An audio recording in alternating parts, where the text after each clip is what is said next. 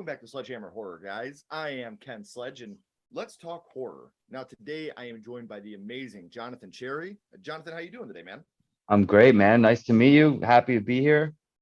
Oh, dude, this is so awesome for me because obviously, as a horror fan, you've done things in the horror world that other people wish they could have done, and now they can't do, like working with Wes Craven on They, or being a Mm. part of Final Destination 2. While everybody talks about it's a sequel, I know a lot of people that this is their absolute favorite film in the franchise, and anybody that's seen this movie still refuses to drive behind a log truck. So Th- That's what that's impact trend do you that have on that us? goes through like crazy waves of trending. And actually recently there's that someone made a meme and it got sent to me like 400 times, like, honk if that movie scarred you for life. The Yeah, logs. Yeah.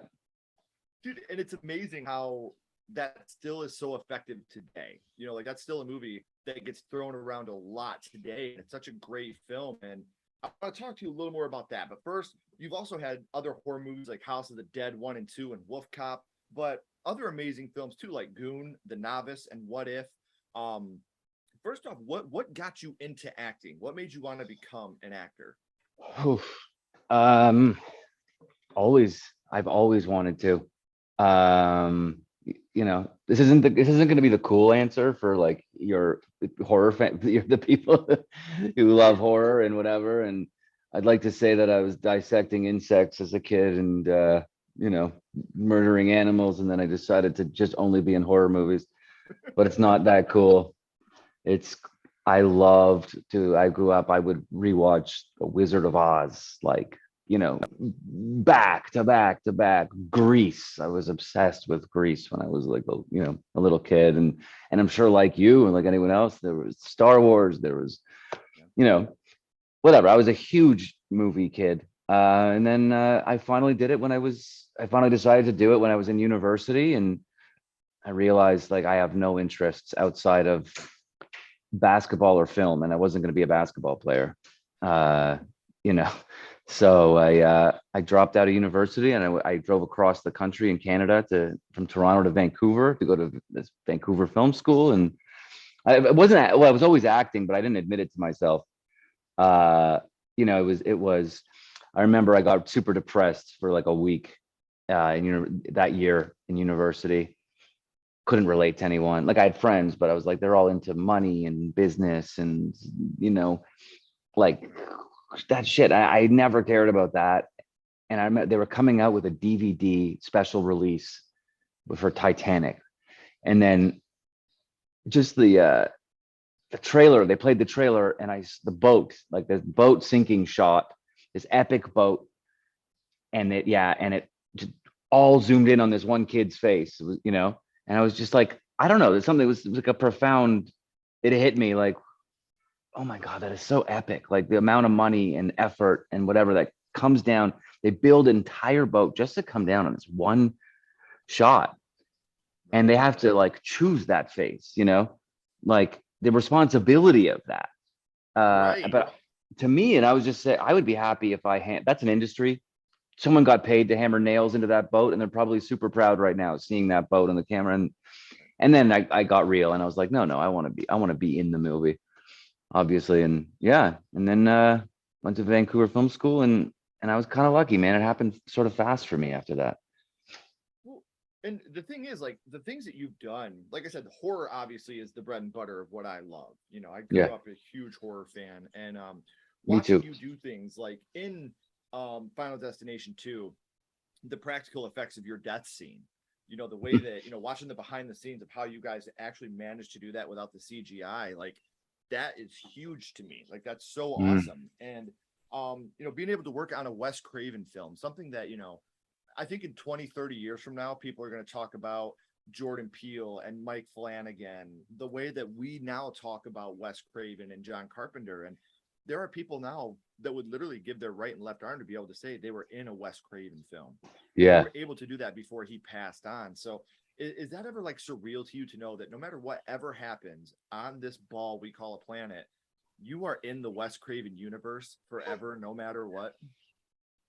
So I don't want to disappoint you.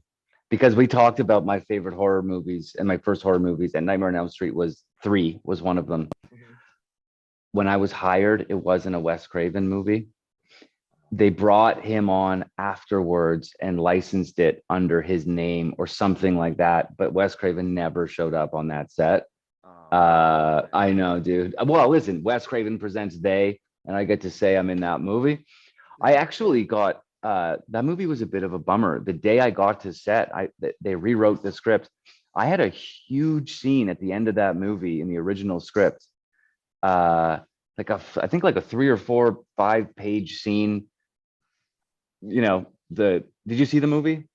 Yes. That movie where I'm the roommate, but like it was something that like a pivotal part of the story, and like I die obviously, and Mark Blucas, the lead character, does something. I don't remember what it was, but the day I got to set, they cut that from the movie, like before we even shot it, which was a huge bummer because the part was tiny, but whatever. Anyway, Wes Craven came in afterwards, and I think they just bought his name, said, "Can you put your name on this so we can sell the movie?" Which yeah. I wish I could tell you a great story about meeting him, Right. and he was like, gave me his Midas scary touch, and I was, but no, it didn't happen. Well, another thing about that though is like at least I'm trying to be a bright side guy here. At least they cut it before you film the whole thing, and then they're like, "Oh yeah, you did all that Yeah, work, but now we're not yeah, going to use it." yeah. And I was very new at that point. That was my second job. Yeah, Man, that's so awesome. it Well, was and now you're awesome. doing things like the Novice. Like, what was it like working on the Novice? I'm so proud of that movie. So we shot that. So I moved back from LA to Toronto. That's where I grew up, in Toronto. And then I took like 8 months off. I hadn't taken a break my entire since I started in the early 2000s. And it just sort of fell on my lap. Like I said, I got active again. I took 8 months off. I just needed to chill and rethink and like maybe pivot, you know, start writing again, or trying to produce my own thing. And then a friend of mine who was producing the movie and my agent sent me this script on the same day, and was, there's a part in this you're perfect for. Uh, you ready to come back? And I was, and it was a very small movie. Um, that every single person that was on that set, and I know it's going to sound corny, but like had an intricate role that if they didn't do it well, you know, it couldn't have happened. Like it was a pretty small budget, and the movie is gorgeous, like the way it's shot. We got lucky with, I think, some haunting lighting maybe, and there's certain birds that came in shots magically, and things like that. When all the Is pieces fall together, man. It really did, but and then the final touch on that movie, Lauren Hadaway, it's her story. She wrote it and directed it, and she's amazing. And the Isabel Furman is like, she's gonna be. I thought she should have been nominated for an Oscar. She won Tribeca Best Actress, and then she got nominated for an Indie Spirit Award. I really thought, I've never seen someone that committed before. It was awesome to see that. Like, oh, that's the real shit right there. Like that's someone who knows exactly what they want to do, and they know exactly how to go for it. Mhm. It's cool, man. Well, I mean, I'm really in proud many of ways, that. she couldn't have done it without a coach. Of course, no, I know. I love my part in that movie, and I love doing those scenes with her, and like we had amazing chemistry doing those things, and then, but that movie is interesting. I saw the first cut, and I was like, okay, I like it. It's good. Like I didn't expect anything. COVID hit, and we had like 2 years. The movie just sat on a shelf, I think. And then Alex Weston came on to score the movie. And when the score came out for that thing, and then I saw it for the first time at Tribeca, and it blew my mind. I mean, Yeah. talk about all the pieces fitting, and just like everyone is so important. And anyway, I love that movie. Yeah, it Well, was a fun a one. score, especially in like a drama thriller or a horror, a score can really, really make or break a film. And that is the perfect segue into the Good. reason why we're here, Jonathan. So We talked about what you have going on now, but I do want to go back to the past here for a second. Yeah. Talk about the movie that got you started in horror, the first horror Mhm. movie that you ever watched. And Jonathan, your first horror movie was? Jaws 2. Dude, and my thing is, like, you talk about movies where a score can make or break a film.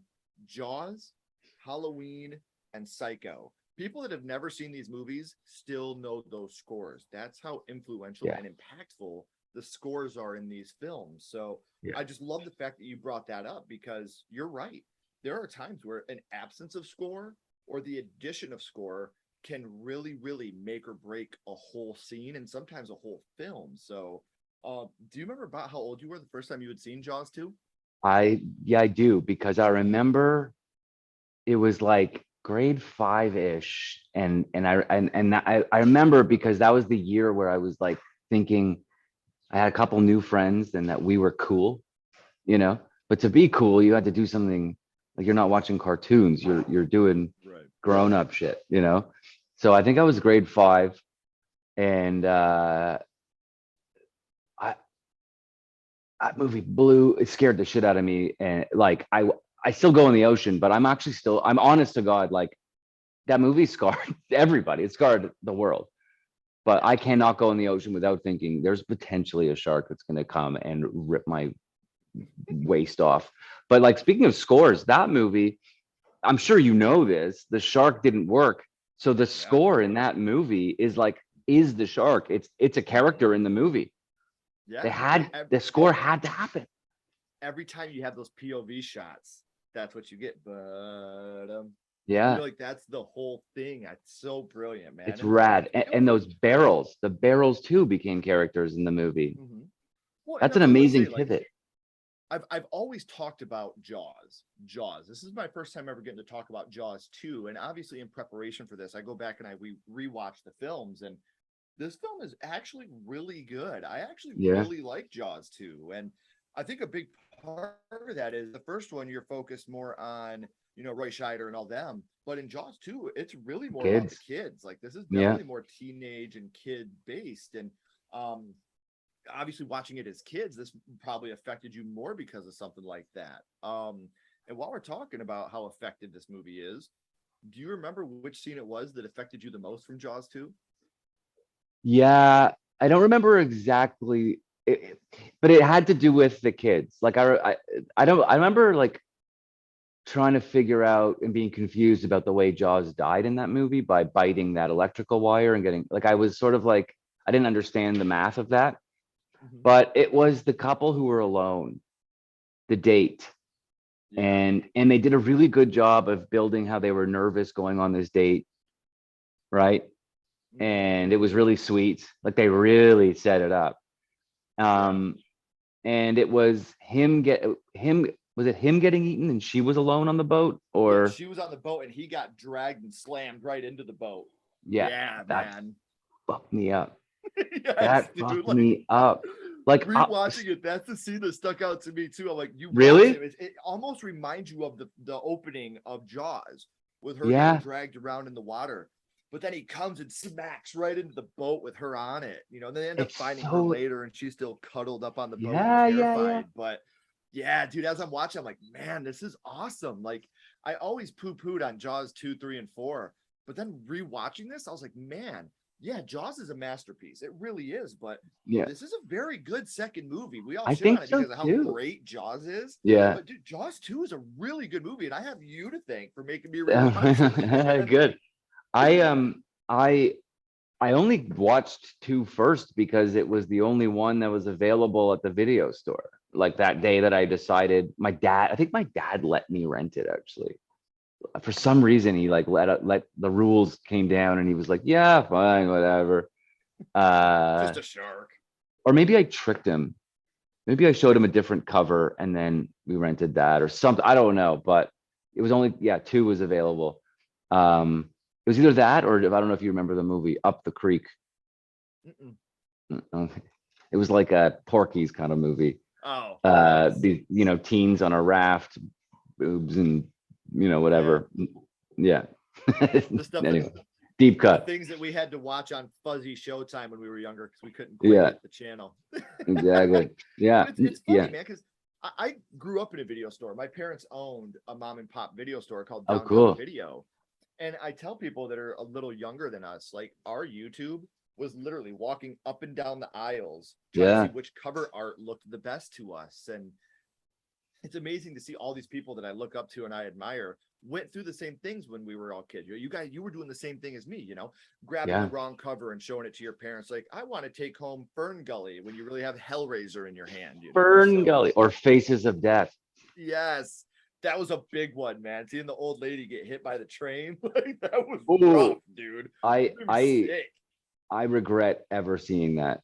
No, that one Bad. me up. The bear that walks away Oh, with the dad's arm. when he's got the arm. Like, oh, I have a Bad. bear and a shark phobia. And then that was that same year I found my way. We escalated pretty fast and got to Faces of Death. You talk about going from 0 to 60 behind a Yeah. log truck, man. Going Yeah, from yeah. nothing to Faces of Death. Yeah. I was 10. That messed me up. Yeah. Yeah. Yeah. So we know which scene it was, Jonathan, that affected you the most from Jaws 2. But what would you say your favorite scene from Jaws 2 would be?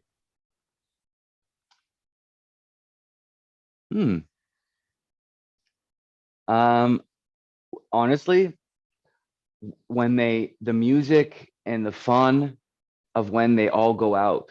Like I was Yeah. young, and it was so I was studying people at that time, like and in retrospect, being someone who doesn't know about movies and the strategies of movies and all of that, I fell for the setup. I fully loved them. And then when you watch back, they're not really developed that much. And which is another interesting thing as like a filmmaker, like you think like these characters, you have such an opinion of them, but really the character says four things when you watch it back. You know what I mean? And like, but we feel like they were developed, like we know them.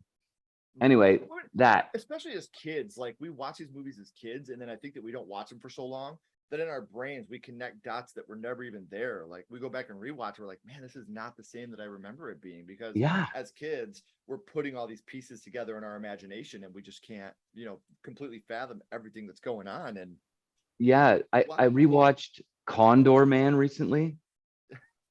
That movie's rad. I want to remake that. It's a Marvel movie. Do you know that? yeah, yeah.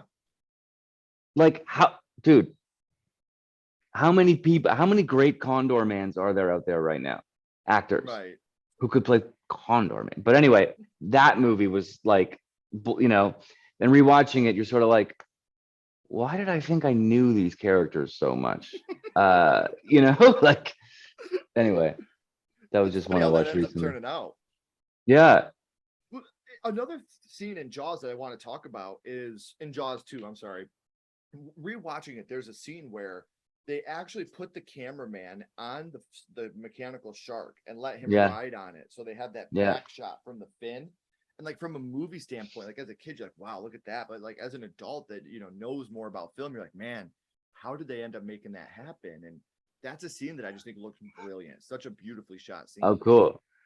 Yeah, I think. Oh, dude, I wish I rewatched it. I wish I rewatched it before today. I was traveling. I've been on doing another movie. And I would have. I wish you would have told me to rewatch it. I would have rewatched it. But I do know that shot, and I think that the reason that they did those shots is because they learned their lesson on the first one, where they had to just pivot. Like the barrels had to be the shark, the music had to be the shark, the person being eaten had to be the shark because the shark didn't work. And I think in the second one they like compensated for that, and that's why they got that shot. And uh what was the other one? I mean the death, although the death in the first one is the best. How Jaws dies in the first one is the fucking coolest thing ever. Smile, you son of a. Well, in this one, you have the one lady that's on the boat getting attacked, and she pours the gasoline on herself and then ends up shooting the flare. Yeah. The shark, the whole explosion, like that was super dope too, man. I always love a good explosion. You could see them in the writing room, right? Or the theater, the studio being like, okay, we need gags, gags, gags, you know? Right. Yeah. What do we got here? What do we got? Oh, she pours the gas. And I was like, okay, okay. Yeah, yeah. That's worth, We opening always need weekend. a Well, flare gun. yeah, yeah. Ooh, you want to segue? Do you want to do a segue right now? Flare gun. House of the Dead. You want to talk about House of the Dead? Let's do it. Bring it up. So we shoot that thing for a week, right? I finished Final Destination. And Mhm. mind you, I went to Vancouver Film School. Uh, within I graduated, and then within a year and a half or 2 years, I was on the set of Final Destination. Like shit went fast, and then the day I finished Final, so I didn't know what the fuck I was doing. Like I had no idea. So you run into Uwe Boll, and you don't know really what's happening. You just think I'm doing the best, like I'm the man. Like Right. I don't know, Right. just keep going, John. Mhm. Uh, we shot for a week. I'm having fun. I'm thinking, okay. We started the day we finished Final Destination. They flew me to do that. It was all in and around Vancouver, and I get called to go with the stunt guy or the weapons guy or something to test out this flare gun that I was supposed to Yeah. shoot at a helicopter. They had this gag where I think zombies were on a helicopter, and I had to like shoot the helicopter. So they turned a flare gun into a rifle. So basically, they grabbed me. I don't know the protocol of film at all. I've been acting for 2 years, and I was late starting anyway. They have a flare gun and they put an attachment on it, and they're Yeah. like, "Okay, here, Jonathan. Just I'm still in like hair and makeup. Like they just grabbed me from the trailer to test this thing. I go to shoot, and I should have asked them to demonstrate. The flare hits the the flare hits the attachment and then turns around and goes right up my arm, just past my face. Oh And dude, man. I don't know if you can see the scar. Let me see if you can a little bit. Right there on your thumb. Yeah, but it's like it goes uh like that, and it went all the way, and it was like a wizard sleeve of skin hanging off me. And if you notice in the movie, which that movie is, I mean, I hope people find a way to make it awesome for themselves. Like it's so bad it's good, but uh, I'm all of a sudden wearing a glove in that movie out of nowhere after we'd shot for a week, and then I had to have these bandages on, and then they do this gag where they just wrote it in where I had to fall on the bridge and my hand gets stuck on a nail or something. Um, anyway, that's a little House of the Dead tidbit. I almost blew my face off and I blew my hand off. And that movie was wild. I know you wanted to talk about it, so Yeah. I figured that was a good segue. Uh, yeah, man, that movie was crazy. Dude, We were, I'm glad you're okay. Don't get me wrong. Like yeah, that's yeah, first and foremost above everything else. But it's insane to be able to hear these behind the scenes stories, and like I can't imagine the fear that you felt and the pain you felt going through that. But like, damn, dude, I'm so glad you're okay. 'Cause that's a scary story, dude. yeah, man. And then I had the producers coming in, checking if I'm okay, but also testing to see if I'm going to sue. And the armorer guy, by the way, didn't even apologize. Like I shouldn't have been testing that. I was like, but I didn't know anything. Right. And then I remember my manager was in town. I'll never forget this speech that he gave me because I was like they should have tested it, you know, what the fuck? But he's like, dude, you've been acting for 2 years. You're starring in a movie, and you just finished another one. Do you really want to be known as the guy that sues the production? And I was like, I'm not talking about suing, but like, what are, it's a huge mistake. He goes, hey, Viggo Mortensen got his tooth knocked out in Lord of the Rings. You know what he did? He said, glue it back. Yeah, well, he's Viggo Mortensen. I'm a little. Well, dude, well, to your credit, man, in Final Destination 2, when you give that speech about when you give her the keys and The you're like, porno and the yeah, when you're paraphernalia. throwing out the porno and the paraphernalia, like, dude, I felt that scene, man. Yeah. Like, I'm genuine. Like, I felt that. Like, Yeah, my mom's gone, and Oh, I'm if I would sorry. have went before my mom, I would hope that someone would have done that type of stuff for me. Just please go to the house, get rid of anything that'll make my mother ashamed of me. Like, dude, that Yeah. scene hit me so hard because like that's all we ever want is our parents' approval Yeah. in a situation like that, and just anything that would completely devastate my mother, please just get rid of it for me. I got another tidbit for you then, man. I'm sorry about that you lost your mother. Thank you. Uh, I just talked about this recently. That was my audition scene. You can find my audition actually. It's on, you can find it on YouTube for sure. It was on the DVD. And that was one of the scenes. Um, we, so they were loving me while we were shooting that. David Ellis, who passed away, the director, which sucks because he's a genius. The producer, Craig Perry, they were really like fond of what I was doing. They kept telling me because I was, you gonna bust me, bitch, and all that stuff in the car. That was all like improv. They were just letting me flow. Yeah, yeah. Uh, and I was having a great time. They were giving me a lot of positive feedback, and then they came to me and they said, "Dude, you're not getting your final scene. I think we just have to kill you off. We don't have enough time." And I remember I was like, "Can listen, you guys are telling me how much you think people are going to like this character. I need this. Like we need, and they agreed. I'm paraphrasing. I don't know how exactly the conversation went, but all I do know is he said, okay, we'll put a car on the side of the highway right now. We'll set up a 2-shot, but we literally only have time to go once. Cause they're at that time, they shot that on the side of the highway where they were shooting the car crash. Okay. They didn't get it the day we were on that location where that apparently happened. Yeah. So they actually threw it in at the end of the movie. I almost didn't get that scene, and we shot it in one shot, one That's take. awesome, man. That's why we're both together in the shot, and there's no cutting. And I Yeah. think, I think it helped Oh yeah. because we're just together, hmm Yeah, and like I said, I'm glad that they ended up doing more with your character because, like, besides the obvious opening yeah, sequence, your death is probably the most memorable in the whole film. You know, yeah. I think, yeah.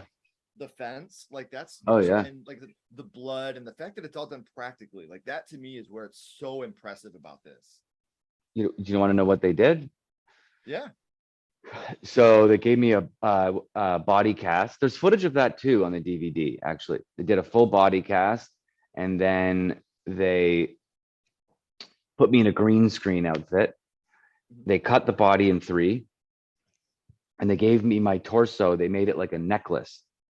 So I had to like put it on like a necklace, and it had tracks on it, right? So I had to put it on, went up a ladder, and then the green screen behind me, and I'm wearing a full green screen leotard.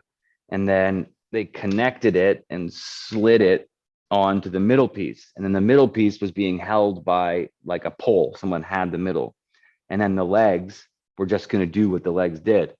And then Yeah. all they did after that was put a fan in front of me, like a shot fan. And I had blood in my mouth, like all the movies you liked growing up, you know. Right. And they shot the thing at me, and I just went. It was like a. That's it, air. Yeah. And then I just had the thing, and then I just fell, and there was a mat, and then the other guy pulled the other thing out, and then the legs sort of just stood there for a while, like it worked out perfectly, and then they added in the guts and shit in Yeah. post, and yeah, yeah, It still looks so. I love it. I love the fact that they did all. You guys went through all that work to make this yeah, one scene look so damn good, and it still holds up today. I love that scene yeah, so much. yeah. So, Thanks, man. Me too. yeah. So we, Me we too. talked about your first horror movie being Jaws 2, but now real quick, I do want to throw a little bit of a curveball here to you. Mhm. Uh, what is your favorite horror movie of all time? We talked about you first, but what's your favorite? Tell you the movie that scared the shit out of me as an adult, Insidious 1. I actually walked out of the movie theater. I was having a panic attack. Uh, that movie scared the shit out of me. I don't know. My favorite horror movie is Get Out, a horror movie. Oh yeah. I'm just thinking.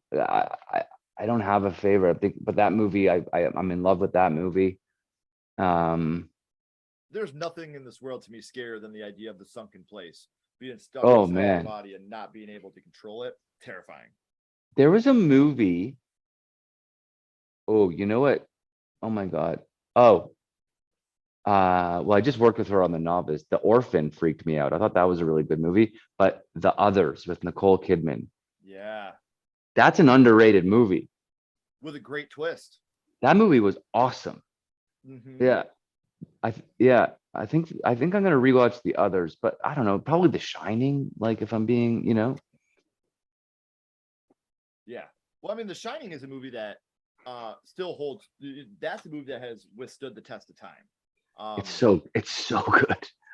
well, you guys see the scene right now of little Danny riding his bike, his little tricycle. You guys can hear that, even though I'm not playing any volume. All of you heard what you just saw. That's how impactful The Shining Yeah, is. So, yeah. love it so much. And What's again, your favorite horror movie, dude? I like you're the horror guy. I still have to go with the first horror movie I ever watched, and that is House from 1986. I That was remember my that. first. I think that will always be my favorite. But I think there's movies that I Who think was in that that movie? Was it the William guy Cat. from Perfect Strangers? It was William Cat was in it. He was also the boyfriend in Carrie that got the bucket dropped on Yeah. his head. George Wendt was in it. He was the comic relief neighbor. It's just like such a fantastic movie. But if I it's like, I remember that movie. yeah, there's so many horror movies that I just think will always be super. Like A Nightmare on Elm Street, I think is one that Mhm. really turned the genre around. Um, Oh yeah. there's just so many movies to me that I could just put on. Insidious, you were talking about Insidious. I agree with you. I think that's a terrifying movie, a newer movie, The Dark and the Wicked. It's a Shudder original. I think that movie's absolutely terrifying. I thought I was I desensitized haven't to seen horror. I'm that. 36, watching Yeah, The Dark yeah. and the Wicked with my wife, and I'm like, hey, you can open the blinds if you want, babe. If you're scared, you can open the Yeah. blinds. That's fine. Yeah. So man, I do want to say thank you again for coming on and hanging out with me, but we always Dude. end this, Jonathan, with the same question. What we're going to Okay. do here is we're going to go back to Jaws 2, and what we're going Okay. to do is rank this movie on a skull count. Now, we're not judging this movie on acting, direction, score, production, nothing like that. What we're doing here is strictly ranking Jaws 2 on how much it affected you on first viewing. So 0 skulls being not effective, 5 being extremely effective. You can use half and quarter skulls anywhere in the middle. What would your ranking of Jaws 2 be? I mean, 5 skulls. Gotta be. Gotta be. Gotta be. Because also like it just affected me in so many ways and also started my like love affair of movies that aren't for kids, Mm-hmm. you know? Like I was 10. Yeah. Yeah. That movie, I love that movie. I think that movie's amazing. Mm. I agree with you.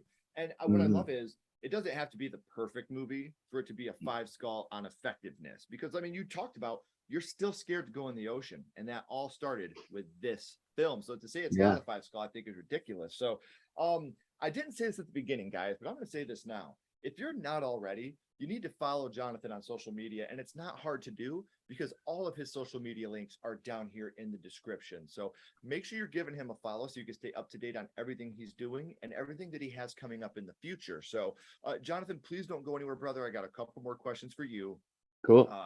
Everybody else, as always, keep talking horror, stay what you are, and we'll see you guys soon.